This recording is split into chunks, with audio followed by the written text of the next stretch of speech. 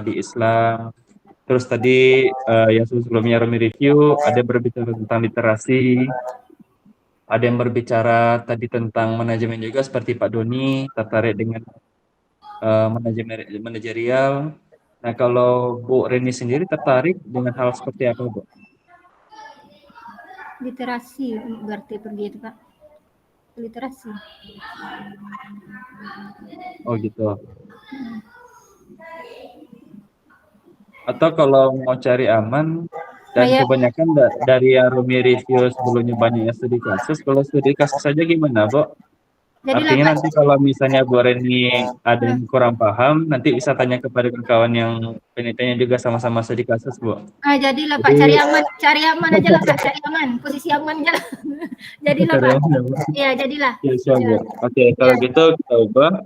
Heeh. Untuk jenis penelitiannya kita ambil studi Studi kasus. kasus. Ya, studi kasus. Oke. Dari hasil observasi, yang pertama sikap dan kebiasaan yang kurang baik berdampak pada prestasi belajar. Oke. Yang kedua, guru perlu memberikan prioritas pada upaya meningkatkan sikap positif, kebiasaan positif. Oke, ini berbicara tentang karakter berarti ya, Bu.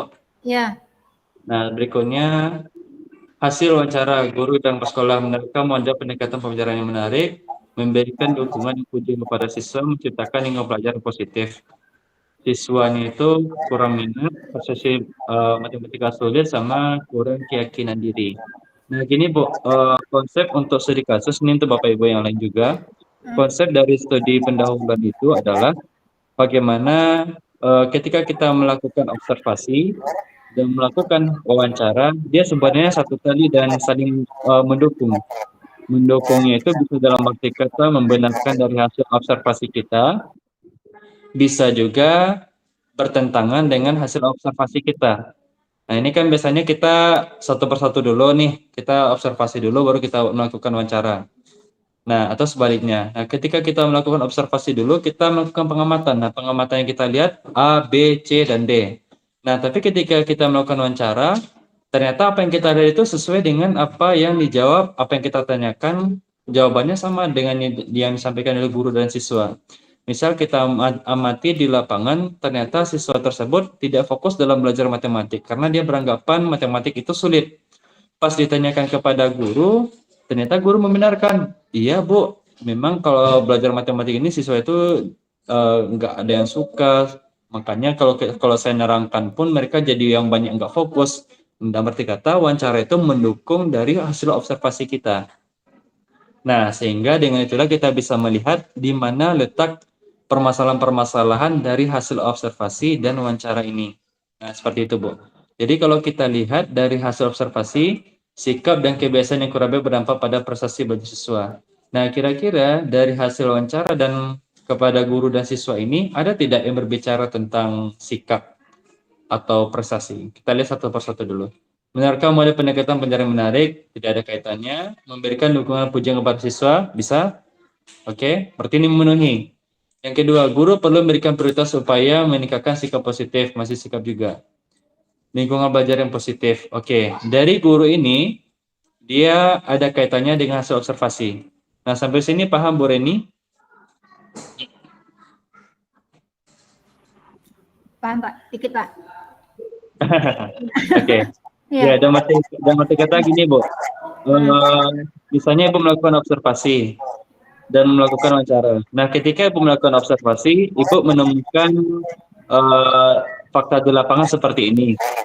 Nah, fakta di lapangan seperti ini, perspektif dari Bu Reni ini harus diberi penguatan oleh hasil wawancara. Bisa itu guru, bisa itu kepala sekolah, ataupun kepada siswa.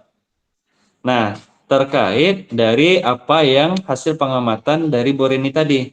Misal Bu Reni melihat ternyata siswa tersebut kebiasaannya itu kurang baik itu, maka ada pengaruhnya kepada prestasi belajar siswa. Siswa yang terkenal anaknya rajin, anaknya santun, ternyata nilainya tinggi. Tapi kalau anaknya nakal, maka prestasinya menurun. Nah, seperti itu contohnya dari hasil observasi Bu Reni. Pas Bu Reni melakukan wawancara kepada guru, Bu Reni misal bertanya kepada guru A, Bu, menurut Ibu ada tidak pengaruh antara sikap anak terhadap nilainya, terhadap prestasinya? Oh iya Bu, ada pengaruhnya Bu. Saya lebih cenderung memberikan nilai yang tinggi kepada anak yang sikapnya lebih baik Bu. Nah, tapi kalau anak-anak yang parangenya nauzubillah, mungkin nilainya saya kurangi Bu. Nah, berarti kan dari hasil wawancara sama observasi tadi ada saling kaitannya Bu. Nah, seperti itu Bu Reni. Bisa dipahami Bu? Bisa. Oke. Dan selanjutnya di hasil wawancara dengan siswa, kurangnya minat, persepsi matematika sulit, sama kurang keyakinan diri. Nah, sekarang Bu, di bagian siswa ini, kalau kita lihat, ada hubungannya tidak Bu dengan hasil observasi ini? Kalau minat, berarti kan itu berkaitan tentang kegiatan proses belajar mengajarnya ya. Kalau persepsi matematika sulit itu berkaitan dengan motivasi, sedangkan kalau keyakinan diri itu lebih ke self-efficacy.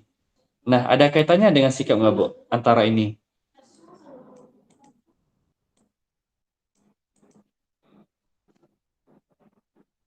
Gimana, Bu Reni? Ada kaitannya dengan sikap? Kalau keyakinan tuh ada tuh nak Kak, hubungannya ke sikap tuh Kak, dan kebiasaan kurang Ya, baik. ya. Satu ini, keyakinan. Ya, ada tuh. Oke. Nah, lalu yang kedua, persepsi matematika sulit. Nah, ini kalau kita lihat di hasil observasi dengan cara sebelumnya kan, kalau kita lihat pertanyaannya berbeda ya, Bu. Pertanyaan berbeda itu bisa kita lihat dari sini. Misal pertanyaan. Pertanyaan. Pertanyaan pertama, kepada guru menerangkan model atau pendekatan belajar yang menarik. Apakah sudah diterapkan model atau pendekatan pembelajaran yang menarik? Seperti ini Bu, pertanyaannya Bu, pas wawancara sama guru kemarin. Karena jawabannya menerapkan model atau pendekatan menarik. Atau bisa jadi pertanyaan gini enggak? Apa upaya agar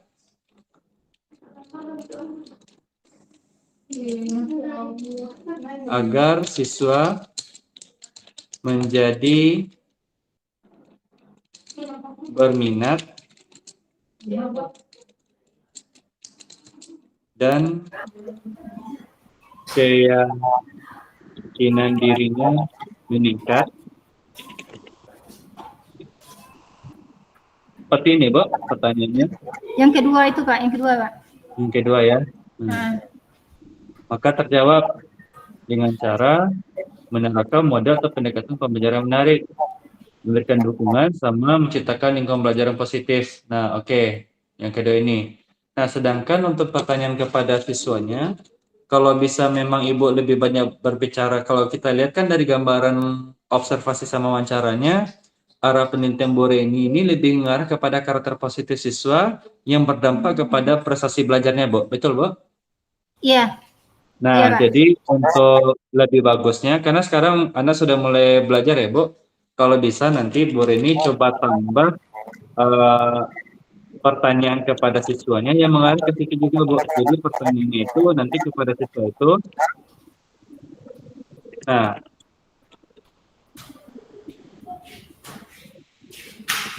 apakah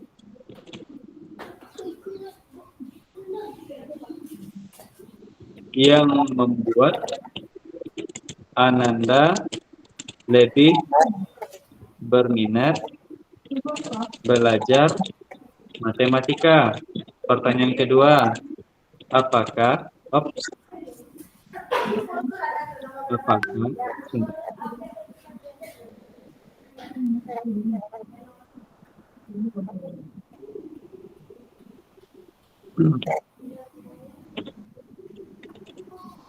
kok gini?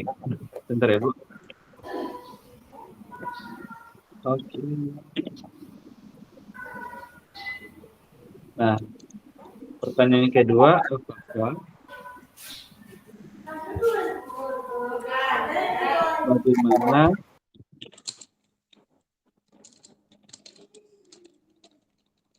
Oke, atau gini, pembelajaran seperti apa yang membuat Ananda lebih percaya diri dalam belajar. Oke, kita bahas sedikit polos-polos pertanyaannya, Bu. Pertanyaan yang terakhir, menurut Ananda, apakah ada pengaruh antara sikap Ananda dengan prestasinya di kelas? Oke. Pertanyaan ketiga ini nanti hampir sama juga dengan yang pertanyaan yang tadi ini, Bu. Menurut Ibu, apakah ada pengaruh antara sikap siswa dengan prestasinya di kelas?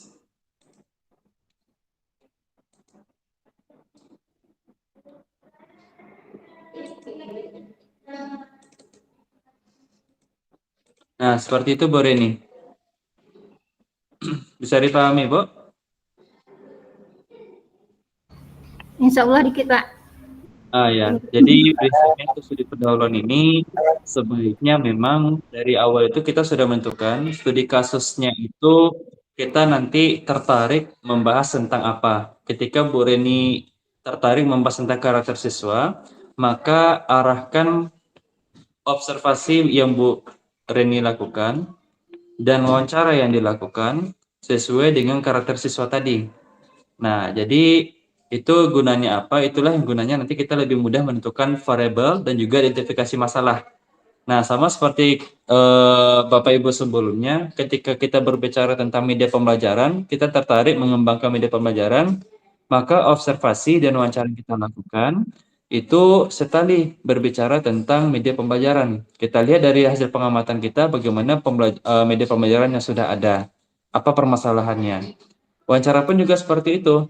Apa pertanyaan itu adalah apa media yang sudah dilakukan selama ini, bagaimana dampaknya, dan bagaimana kekurangannya. Nah, sehingga dengan itu kita bisa menentukan lebih mudah identifikasi masalahnya apa-apa saja yang berkaitan tentang media pembelajaran. Dan nanti ujung-ujungnya dapatlah judul yang berbicara tentang media pembelajaran. Nah, seperti itu, Bu. Jadi kalau tadi kita berbicara tentang karakter, maka arahkan observasi dan wawancara itu berkaitan juga dengan karakter. Nah, seperti itu. Oke, bisa dipahami ya Bapak Ibu semuanya. Nah, sekarang kita anggap ini permasalahannya ya. Nah, kita identifikasi masalah. Identifikasi masalah yang pertama adalah sikap dan kebiasaan yang kurang baik berdampak pada prestasi belajar siswa. Oke. Yang kedua, guru perlu memberikan prioritas pada upaya meningkatkan sikap positif. Oke. Kalau ini kan berarti permasalahan itu adalah kurangnya upaya guru dalam meningkatkan sikap positif dan kebiasaan positif belajar matematika. Betul seperti itu, Bu Reni?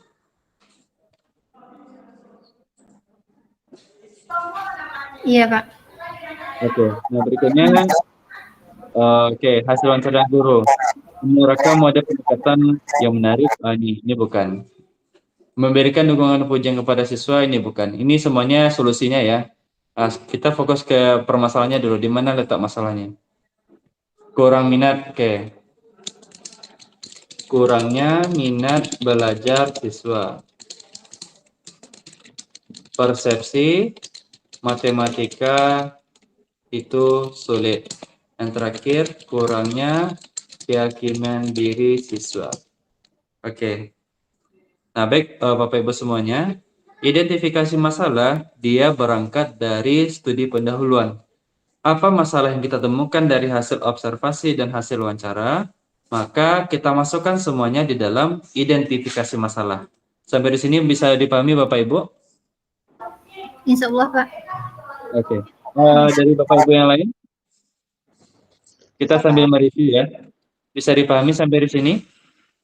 Bisa, Jadi Pak. kalau yang kami temukan review-review sebelumnya, kebanyakan dari Bapak Ibu ada yang membuat identifikasi masalah itu yang tidak ada di studi pendahuluan. Nah, sebenarnya apa identifikasi masalah tersebut, dia harus merujuk ke studi pendahuluan. Apa dari hasil observasi dan hasil wawancara yang kita temukan masalah itu, maka munculkan identifikasi masalah. Bagaimana adanya. Nah, seperti itu. Makanya kalau yang saudara review itu, tinggal kita kopas saja permasalahannya. Nah, ini tadi kan, ini dia, sikap dan kebiasaan kurang baik, ini dia. Terus yang kedua, kurangnya upaya guru, nah ini dia. Terus kurangnya minat belajar siswa, nah ini yang ini. Maaf. Oke, yang ini ya. Persepsi matematika itu sulit. Nah, yang ini. Yang terakhir, kurangnya keyakinan diri siswa. Oke. Tidak ditambah, tidak dikurangi, tetapi sesuai dengan studi pendahuluan. Nah, itu kata kuncinya Bapak Ibu. Oke, selanjutnya kita masuk ke variabel. Nah, variabel itu kita ambil kata kunci dari setiap identifikasi masalah.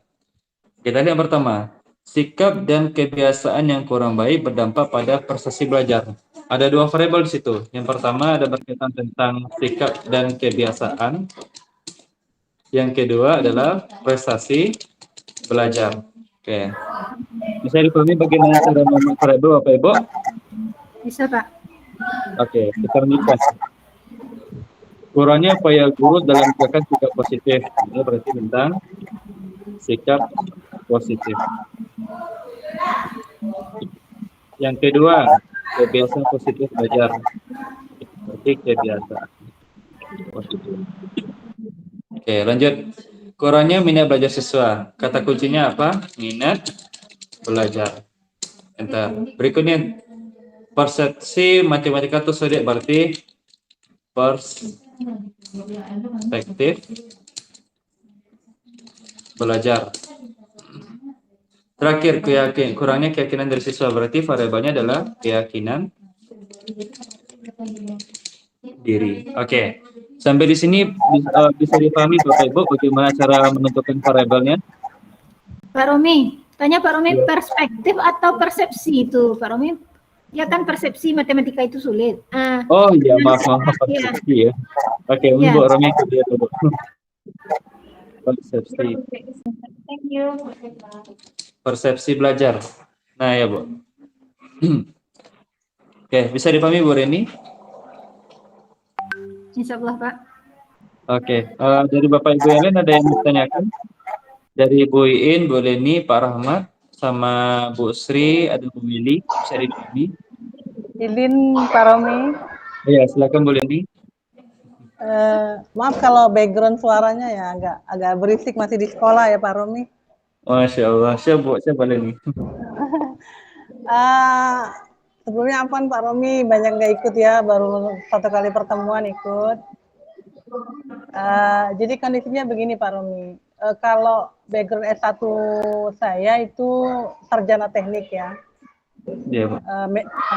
Tapi lebih banyak berkecimpung di dunia pendidikan. Nah, jadi kalau untuk sekarang posisi Ana tuh di kependidikan, bukan ngajar gitu kan.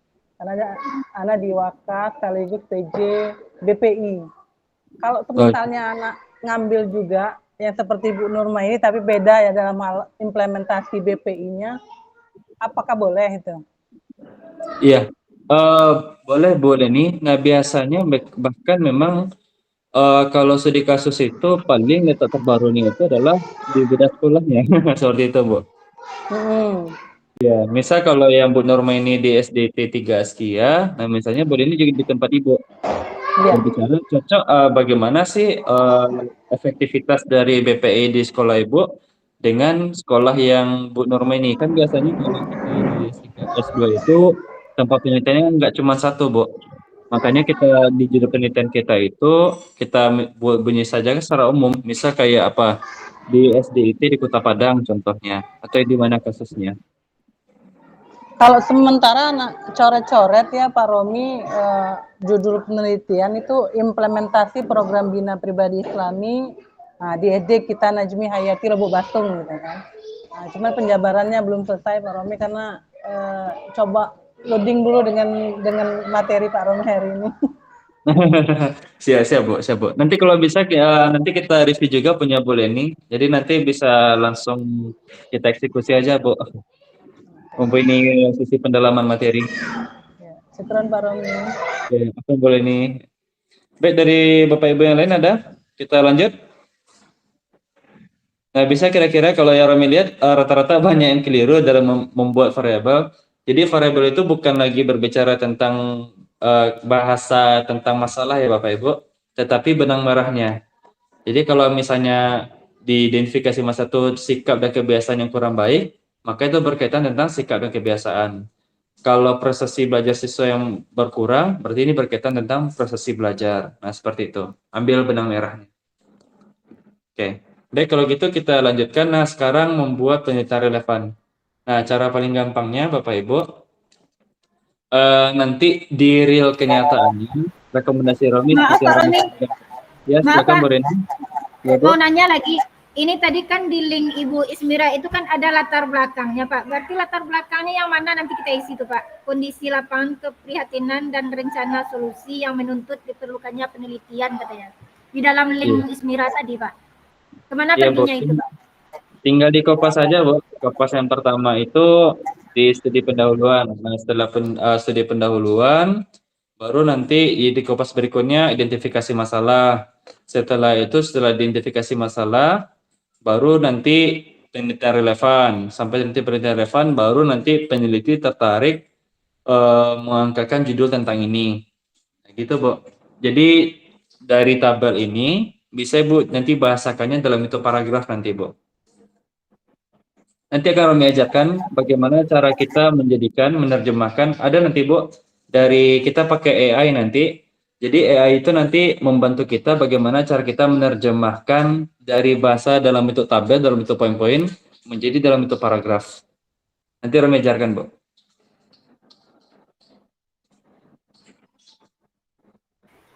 Iya Pak. Oke. Baik, kalau gitu kita lanjut ya Bapak Ibu. Nah, untuk penelitian relevan, tadi Rami sampaikan, kalau nanti di real kenyataannya, Bapak Ibu wajib membaca minimal artikelnya itu adalah di abstrak. Abstrak itu kita sudah memiliki gambaran latar belakangnya apa, tujuan penelitiannya apa, bagaimana metode penelitiannya, terus juga teknik pengumpulan dan teknik analisis datanya, dan apa kesimpulan. Jadi kita sudah mendapatkan gambaran secara menyeluruh terhadap isi artikel itu di bagian abstrak. Nah, tapi kalau untuk pengajuan judul ini, nggak apa-apa kita ambil dari judulnya saja dulu. Dengan cara, Bapak Ibu buka Google Scholar.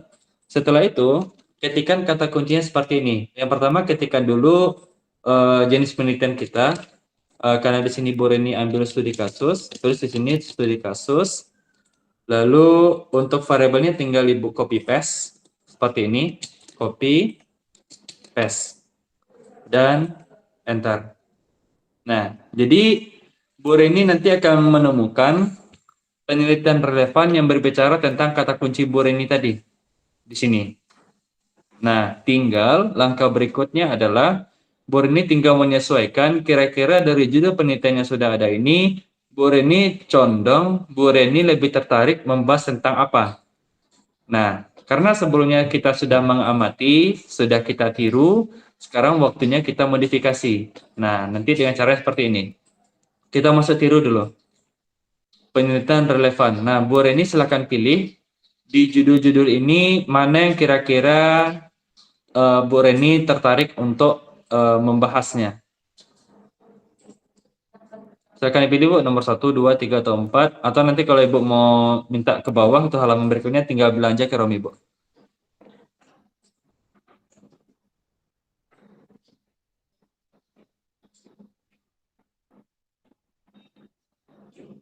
Silakan Bu Reni. Nomor 2 gimana Pak? Kalau yang Oke. pertama itu PPKN kan Pak? Kalau yang nomor 2 kan itu matematik. Oke, boleh Bu. Nggak masalah sih Bu, kita di sini ambil kata kuncinya aja Bu, karena tadi karena Bu Reni nantinya fokus kepada karakter siswa. Jadi kalau bisa cari yang berkaitan dengan karakter siswa juga Bu. Oh, yang pertama itu perginya Pak? Hasil belajar. Hasil Iya. belajar. Hasil belajar itu Upaya kayaknya bukan meningkatkan karakter Bu. Penyebab kesulitan. Penyebab. Faktor penyebab. Oke, kita selidiki dulu yang nomor 2 ini ya, Bu. Nah, cara nyalinya gini, Bu. Kalau di sini kan kita lihat ada nama tulisannya kutip. Kelihatan, Bu? Apa, Pak? Di sini kelihatan ada tulisan kutip, Bu. Ada Pak, tapi ada. Ada ya, Pak? Kutip. Oke, Bu. Kutip. Oke. Nah, Ibu klik kutip. Ya. Nah, muncul seperti ini. Jadi di perintah relevan Ibu salin yang ini, Bu. Yang apa ini? Di copy paste. Oh, bukan yang di atasnya, Pak. Bukan, Bu. Yang apa? Yang ini. Apa? Jadi klik kutip. Lalu copy paste yang apa? Nah, salin ke sini, Bu. Oke, bisa ya, Bu? Udah. Oke, yang kedua. Silakan, Bu. Pilih yang mana? Sikap dan kebiasaan belajar positif itu gimana, Pak? Yang mana, Bu? Yang di bawah memahami bimbingan konseling itu, Pak. Sikap dan Yang ini, Bu. kebiasaan, ya. Bukan di atasnya, Pak. Di atasnya ini, Bu. Iya, gimana itu, Pak? Oh, ini buku kayaknya, Bu. Enggak, bukan itu, Pak. Bawahnya. Enggak, bukan bawahnya. Sikap Ini. dan kebiasaan, bukan. Sikap dan kebiasaan belajar positif. Misalnya kebiasaan ada hubungannya. Apa bisa itu, Pak? Oh, sebentar. Kok nggak ketemu saya? Oke, di nomor urutan keberapa, Bu? Di bawah memahami bimbingan itu, Pak, yang tinta hitam, Pak. Sikap dan kebiasaan belajar positif itu, Pak. Oh, bukan, Bu. Kita fokus yang tulisan warna biru, Bu. Yang biru itu judulnya, Bu. Oh, gitu. Penerapan penilaian itu. Coba ke bawahnya, Pak. Kalau ke sikap sosial itu bisa tuh, Pak. Bisa, Bu, bisa. Yang mana itu, Bu? Ini, Bu. Penilaian afektif, ya. Oke, kita kutip. Nah, kita enter ke sini.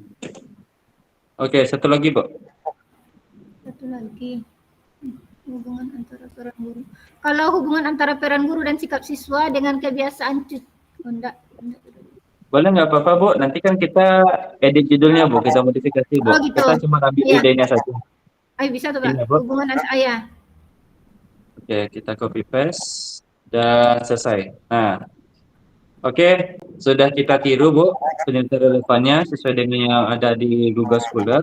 Langkah berikutnya kita modifikasi dari judul-judul di atas ini menjadi judul penelitian yang baru, Bu.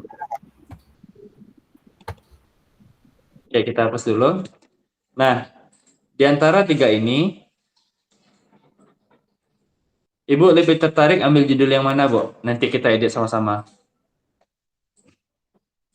Faktor-faktor penyebab, penerapan, hubungan, atau gimana, Bu?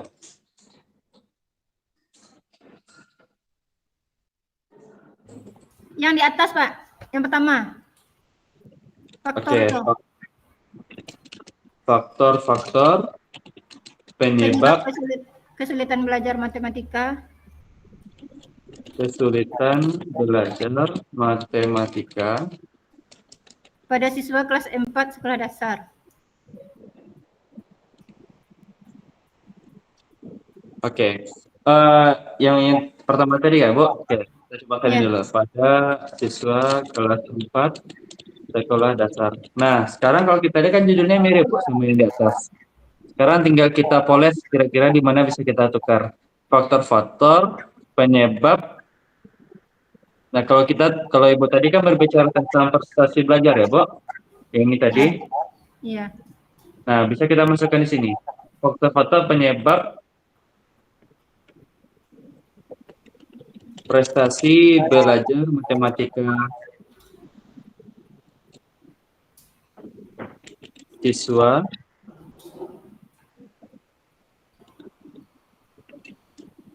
di sekolah dasar. Sekolah dasar Di Kecamatan Kota Tengah bisa atau Kota Padang, Pak? Atau paling gini, Bu, pada siswa sekolah dasar di Kecamatan Kota Tengah atau di Kota Padang, Pak? Oh, sekolah umum aja ya, Bu, di Kota Padang. Umum aja Kota Padang. Iya, Bu. Fakta-fakta penyebab frustasi belajar. Berarti kan variabelnya cuma satu, Bu. Ibu mau tambah yang lain nggak? Kayaknya ini terlalu sederhana kayaknya. Faktor-faktor penyebab. Fakta-fakta penyebab frustasi belajar. Ibu ada mau kaitkan dengan yang lain, Bu? Tadi ada sikap positif. Kalau Atau ini? Kalau menurut Romi sih, jadi kan kalau kita berbicara tentang ada nggak kaitan antara sikap siswa dengan prestasi belajar? Iya, Berarti kan ada dua variabel ya, Bu? Iya, dua Nah, variabelnya. kalau dua variabel, sebentar.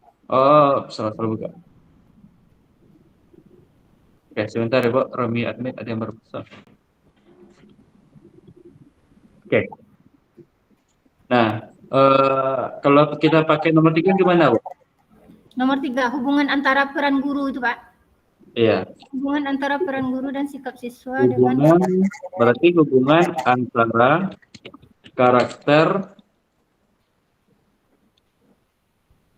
siswa dengan prestasi belajar matematika di sekolah dasar pada sekolah dasar di Kota Padang. Gimana, Bu? Boleh, Pak. Hubungan antara karakternya. Oke, nah kalau gitu sudah lanjut judul 1, Bu. Tinggal nanti pas masukkan link ke Bu Ismira, kalau bisa Romi sih Ibu coba masukkan 3 opsi judul lainnya, Bu. Jadi caranya hampir sama, Bu. Ibu lakukan dulu studi pendahuluan, lakukan observasi, wawancara. Kalau bisa pertanyaan itu mengarah kepada observasi tadi. Kita nanti melihat apakah memang ada kaitannya atau tidak ada kaitan. Seperti itu, Bu. Nah, lalu tujuannya nanti dari studi pendahuluan inilah lahir identifikasi masalah. Dari identifikasi masalah kita temukan variabelnya. Dari variabel nanti akan menemukan penelitian-penelitian terdahulu. Dari penelitian-penelitian inilah kita modifikasi menjadi judul penelitian. Seperti itu, Bu, cara kerjanya, Bu. Ya, dicoba nanti, Pak, yang kedua dengan yang ketiga yang kan, Pak? Oke, siap. Siap, Bu. Jadi, gimana, Bu? Kalau yang dikirim sama Bu Ismira yang mana nih, Pak? Yang ini? Bu Ismira, sebentar. Iya. Untuk mengisi link yang tadi itu. Oke, Romi coba buka dulu ya, Bu. Iya. Ini apa pasuknya? Pasuk apa kah? Mana? Tadi mau enggak? Oh, sebentar. Romi scroll dulu ya, Bu.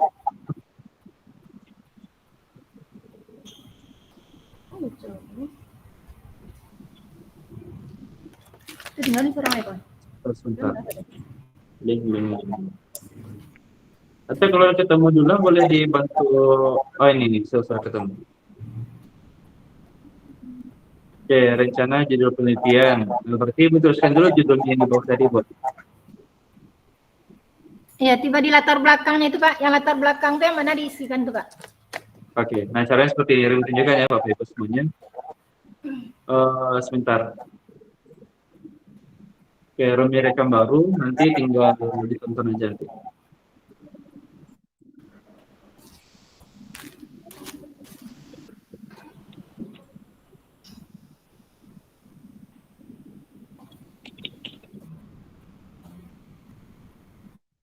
Sebentar, Romi rekam. Jadi kalau kita dulu lah Bu Zoom. Ya Bu Zoom ah. Ya, aku tesis. Dulu lah pulang udah satunya. Oke, jadi di sini karena Romi pakai Google Meet, Bu, karena belum ada fitur untuk rekam layar, jadi Romi pakai rekam eksternal. Sebentar ya, Bu. Nah. Baik, kita mulai ya Bapak Ibu semuanya. Jadi langkah pertama yang kita lakukan itu adalah buka yang namanya Google Doc.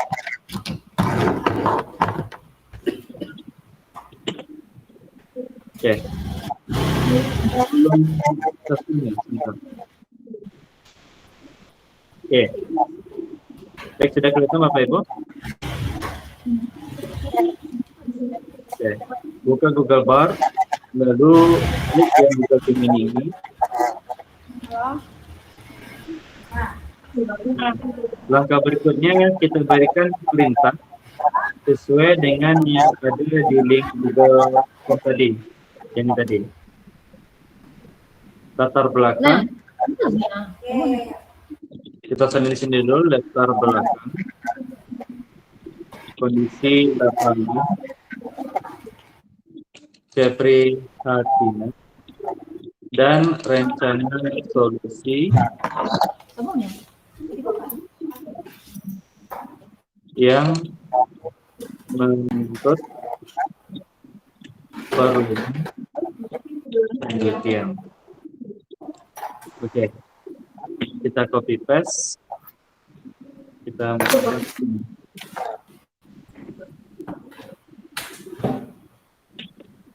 oke. Nah,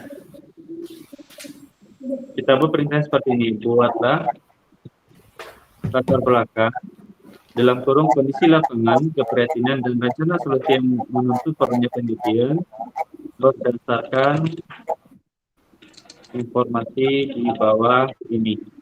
Oke. Ini langkah pertama Bapak Ibu. Buka Google Bar yang Google Gemini tadi. Setelah itu berikan perintah pada teks di bawah ini. Buatlah latar belakang bla bla bla bla berdasarkan informasi di bawah ini.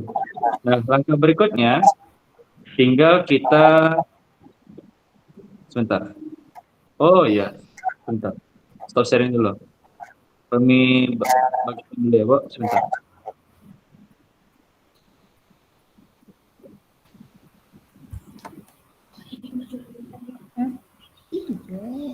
Oke. Nah, jadi langkah berikutnya silakan Bapak Ibu salin seperti ini. Dari salinnya memang satu persatu ya Bapak Ibu. Jenis penelitian, studi kasus, studi pendahuluan. Nah, lalu disalin ke sini. Hasil wawancara, salin di sini.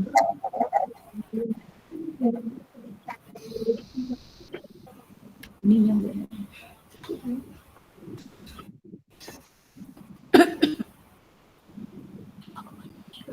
Salin di sini.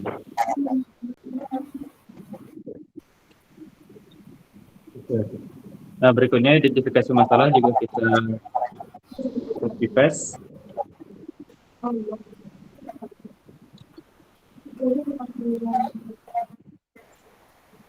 Nah,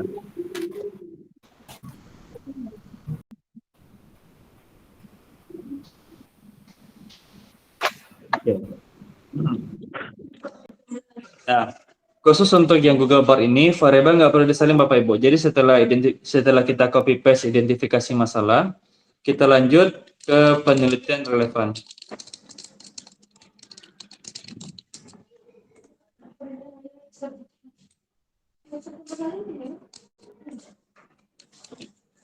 Dan yang terakhir, judul penelitian.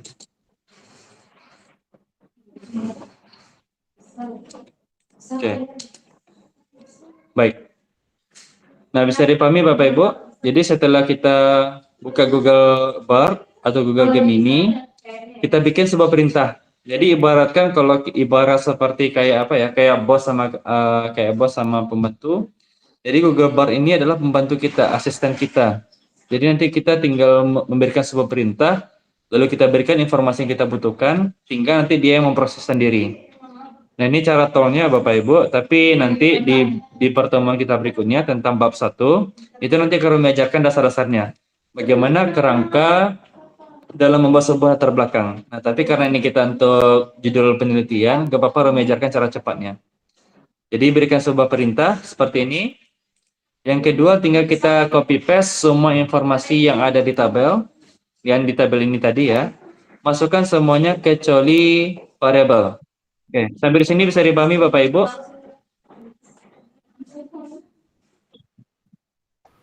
Oke, Bisa Pak. kalau gitu langkah berikutnya tinggal kita enter atau kita klik tombol send ini. Nah, tunggu dia memproses. Nah, ini dia. Langsung dia terjemahkan ke dalam bentuk paragraf. Kondisi lapangan. Berdasarkan hasil observasi wawancara ditemukan beberapa kondisi yang memperhatikan terkait dengan prestasi belajar matematika di sekolah dasar di Kota Padang. Nah, ini. Sikan kebiasaan yang kurang baik, kurangnya upaya guru, kurangnya minat belajar siswa, prestasi matematika sulit, kurangnya keyakinan diri. Nah, keprihatinan juga. Kondisinya itu adalah prestasi belajar matematika yang rendah, ketidakmampuan siswa menyelesaikan masalah, kurangnya kesiapan siswa untuk melanjutkan pendidikan ke jenjang lebih tinggi. Nah, rencana solusi ini dia meningkatkan sikap ini, meningkatkan minat belajar, membangun perspektif positif, meningkatkan keyakinan diri siswa. Nah, perlunya penelitian. Nah, ini dia dibuatkan lengkap. Berdasarkan kondisi keprihatinan dan rencana solusi di atas, diperlukan penelitian untuk mengetahui secara lebih mendalam hubungan antara karakter siswa dengan prestasi belajar matematika sekolah dasar Kota Padang. Penelitian ini diharapkan dapat memberikan kontribusi dalam peningkatan prestasi belajar matematika dan membantu guru untuk mengembangkan strategi pembelajaran yang lebih efektif. Maka akhirnya judul penelitiannya ini. Bisa dipahami Bapak Ibu? Diulang Pak, tadi apa aplikasinya Pak? Apa Iya. link tadi? Google Bar Bu, ya Romi salin ke apa ya Bu? Di grup ya Bu? Oke, ini. Nah, setelah ini langkah kita berikutnya, kita filter dulu Bu. Kita baca, kita amati secara seksama. Ini kan bahasanya komputer, ini kan bahasanya AI. Jadi jangan telan 100% Bu. Tetap nanti harus kita lihat di mana kira-kira bahasan ini kurang tepat. Nah, nanti kan ketahuan mana yang dari hasil copy paste, mana yang memang dari hasil kita yang bikin sendiri. Nah, sebenarnya kan tujuan kita pakai ini kan untuk memudahkan kita menerjemahkan informasi kita yang ada di tabel ini, yang di tabel tadi, menjadi sebuah paragraf. Nah, itu paling yang kata kunci paling inti, Bu. Contohnya tadi ada yang miss-nya ini apa? Nah, ini. Kalau di keprihatinan dibuatnya sama Google Bard ini kurangnya kesiapan siswa untuk melanjutkan pendidikan ke jenjang lebih tinggi. Ini kan nggak ada ya, dibahas tadi di bagian identifikasi masalah. Nggak ada ya Bapak Ibu? Nah, maka ini nggak perlu dibikin, cukup dihapus saja, seperti itu. Oke, bisa dipahami?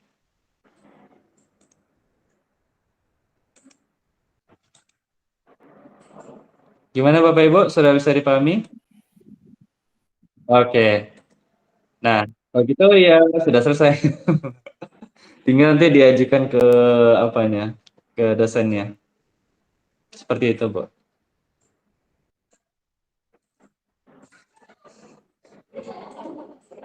Ingin tanya Pak Romi, Ya, silakan Bu.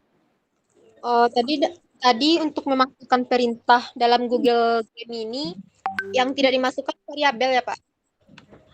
Iya, variabel nggak usah, Bu. Variabel itu sebenarnya untuk kita mencari kata kunci di Google Scholar tadi, Bu, untuk perintah relevan. Yang penelitian relevannya gimana Pak? Gimana, Bu? Bagian Mencari penelitian, penelitian relevan. ya, bagian penelitian relevan apakah dimasukkan juga pada perintahnya tadi Pak? Iya, perlu, Bu. Nah, tadi kan di Google Bar itu nggak ada ya, Bu. Nah, tinggal nanti kita aja menambahkan. Jadi bisa nanti ditambahkan kata-katanya gini, setelah nanti permasalahan, keprihatinan tadi, di bawahnya itu dimunculkan juga hasil ini, studi pendahuluan ini sesuai dengan penelitian yang dilakukan oleh, nah tinggal disalin aja yang tadi. Oke, makasih Pak. Iya, sama-sama, Bu. Nah, jadi Bapak Ibu itu yang kami sampaikan tadi, ini karena bahasanya komputer, jadi jangan telan mentah-mentah. Tetap harus kita filter mana informasi yang perlu diambil, mana yang tidak, dan mana yang sekiranya perlu ditambahkan. Nah, jadi sebenarnya ini hanya sekedar memudahkan kita saja.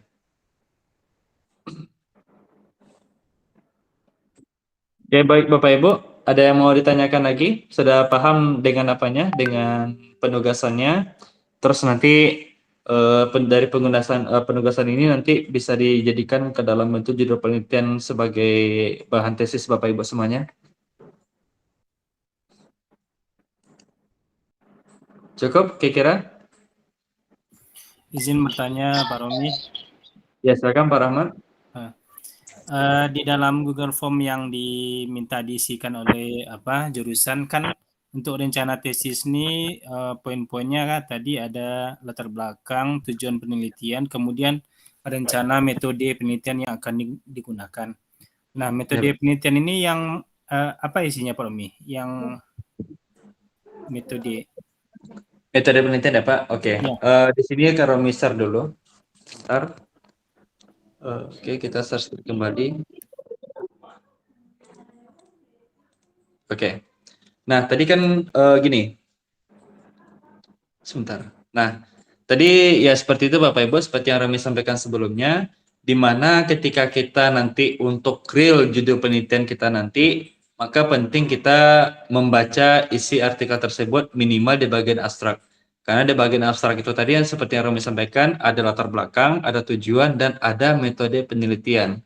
Nah, jadi kenapa tadi yang Rami sampaikan ketika nanti sebelum kita modifikasi judul, Rami selalu sampaikan, coba Bapak Ibu amati dari 3 judul penelitian relevan ini, kira-kira mana yang hampir mendekati dengan topik yang mau kita angkatkan. Nah, misalnya ketemu satu. Kita coba klik itu, langsung Rami praktekkan. Nah, misal ini tadi ya Bapak Ibu, dengan kata kunci ini tadi, muncul ini. Misal tadi Bu Reni ambil yang bagian yang kedua. Nah, kita klik. Kita ambil di bagian abstrak. Nah, ini karena abstraknya berbahasa Inggris, agar lebih mudah boleh kita terjemahkan ke dalam bentuk bahasa Indonesia. Bisa seperti ini. Kita copy dulu. Jangan Google Translate lagi Bapak Ibu. Masya Allah. Oke, kita ganti sebentar. Nah, Bapak Ibu buka yang namanya DeepL. Linknya Romi kirim ke apa ya? Sebentar. Oke. Jadi kalau Bapak Ibu ingin menerjemahkan artikel, selain Grammarly, Romi rekomendasikan boleh Bapak Ibu menggunakan DeepL Translator ini. Nah, tinggal kita copy paste artikel tadi, abstraknya ke sini. Ini terlalu panjang ya. Oke, nggak apa-apa. Kita cuma ambil di bagian metode penelitiannya. Penelitian ini bertujuan untuk ini bla bla bla. Nah, ini bukan. Nah, metode penelitian dimulai dari ini. Jenis penelitian ini adalah deskriptif kualitatif. Sumber data dalam penelitian ini adalah guru bla bla bla sampai nanti sebelum kata kuncinya itu adalah kesimpulan. Ini masih belum. Mana kesimpulannya? Ini sudah kesimpulan, benar kesimpulan. Hasil penelitian ini menunjukkan bahwa, nah sampai ini. Dari yang Romi birukan ini, Pak Rahmat dan Bapak Ibu lainnya, ini adalah metode penelitian. Kalau kita baca di abstrak, dari sampai mana batasnya? Batasnya itu adalah, sudah mulai ada kata-kata yang berhubungan dengan kesimpulan. Hasil penelitian ini menunjukkan bahwa, ini sudah hasil, bukan lagi termasuk ke dalam kategori metode penelitian. Metode penelitian itu berbicara tentang bagaimana cara kita melakukan penelitian dan bagaimana alurnya, seperti itu. Makanya di situ di dalam itu ada jenis penelitian, ada subjek penelitian, ada lokasi biasanya, tapi yang paling umum itu 3 biasanya.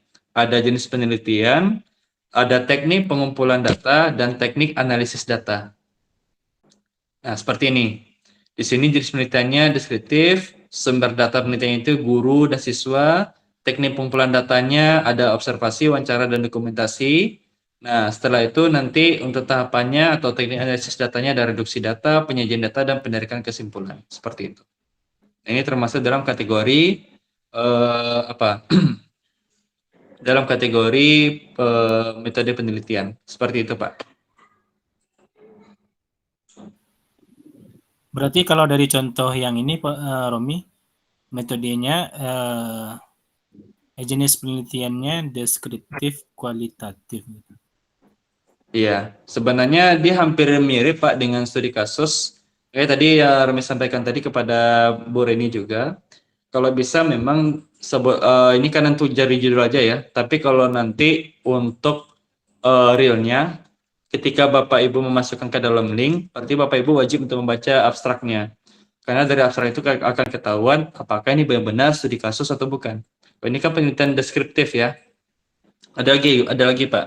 Penelitian kualitatif itu berbagai macam, termasuk satunya itu adalah penelitian deskriptif kualitatif. Ada lagi namanya penelitian, kalau di kuantitatif namanya berarti penelitian deskriptif kuantitatif. Kalau yang untuk pengembangan tuh masuk kuantitatif juga, Pak. Nah, kalau itu mixed method Pak. Dia kualitatif kuantitatif Pak. Oh, berarti kalau pengembangan campuran ya, Pak? Iya, campuran Pak. Makanya nanti biasanya untuk teknik pengumpulan data itu dia kualitatif dulu. Berarti kata dia kualitatifnya itu berangkat dari dia melakukan observasi dan wawancara. Dari hasil observasi dan wawancaranya itu dia melakukan penelitian. Penelitian itu dia melakukan serangkaian pengolahan data menggunakan kuantitatif. Makanya nanti ada sebar angket, nanti di angket itu dianalisis, bisa menggunakan statistik atau juga menggunakan rumus sederhana. Itu sudah kuantitatif tuh Pak, jasanya. Oke, makasih Pak Romi. Ya, sama-sama Pak Rahmat. Ada lagi Bapak Ibu yang ingin bertanya? Jadi untuk menentukan metode penelitian, Bapak Ibu harus memang telusuri dari abstrak penelitian relevan yang Bapak Ibu lihat tadi, dan jangan lupa diedit. Nah ini kan kalau kita modifikasi dari punya Bor ini jadinya seperti ini. Jadi penelitian ini adalah studi kasus. Sumber data dalam penelitian ini adalah guru kelas bla bla bla dan siswa kelas bla bla bla di SD yang ada di Kota Padang. Berjumlah, sampaikan berapa jumlahnya. Nanti jumlah itu nggak masalah Pak, karena nanti ketika kita punya pembimbing, nanti pembimbing itu nanti akan mengarahkan kita berapa jumlah penelitian kita. Nah seperti itu. Nah sedangkan tuh teknik pengumpulan data dan analisis data biasanya sama lah, nggak jauh beda. Pasti ada observasi, wawancara sama dokumentasi seperti itu.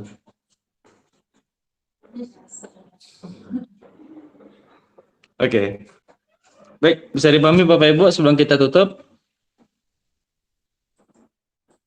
Jadi bagi Bapak Ibu yang belum mengirim bahan yang kemarin, boleh dikirimkan. Nanti insya Allah berarti besok akan Romi review. Dan nanti bagi yang sudah Romi revisi, nanti boleh dikirimkan kembali di grup. Baik, ada pertanyaan lagi Bapak Ibu sebelum kita tutup? Pas Pak. Ya, pas ya. Oke, baik. Alhamdulillah. Baiklah Bapak Ibu semuanya. Demikian dulu untuk pertemuan kita pada kesempatan kali ini. Terima kasih semuanya Bapak Ibu sudah meluangkan waktunya. Semoga Allah berikan kemudahan kepada kita semuanya di sini dan mudah-mudahan Bapak Ibu di dunia di ACC dan diberikan kelancarannya dalam pengerjaan tesis nantinya. Amin amin ya rabbal alamin. Dan marilah kita tutup dengan mengucapkan hamdalah, alhamdulillahirabbil alamin, dan kita sempurnakan dengan doa kafaratul majelis. Subhanakallahumma bihamdika asyhadu an la ilaha illa anta astaghfiruka wa atubu ilaik. Assalamualaikum warahmatullahi wabarakatuh. Waalaikumsalam warahmatullahi wabarakatuh. Makasih Pak Romi. Ya, sama-sama Pak Rahmat. Oke. Baik Bapak Ibu lainnya, Romi izin keluarkan ya. Baik, Pak.